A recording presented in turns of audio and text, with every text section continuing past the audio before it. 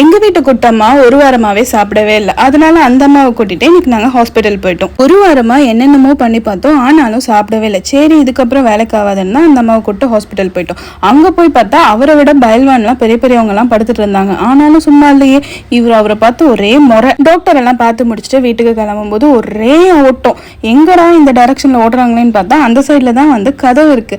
விட்டா போதும் அப்படின்னு சொல்லிட்டு பறந்துகிட்டு போய் கார்ல ஏறி உட்காந்துட்டாங்க. அதுக்கப்புறம் வீட்டுக்கு ஒரு குட்டி தூக்கம் போட்டு ஈவினிங் ஸ்நாக்ஸ்க்கு என்னடா செய்யலான்னு பார்க்கும்போது ரொம்ப நாளாவே நான் மக்கானா செஞ்சு தரேன் அப்படின்னு சொல்லிட்டு எங்க ஹஸ்பண்ட் கிட்ட சொல்லிட்டே இருந்தேன். மக்கானாங்கிறது வேற எதுவுமே இல்லை. சப்போஸ் நான் தப்பா ப்ரொனவுன்ஸ் பண்றேன்னா என்னை மன்னித்து விடுங்கள்.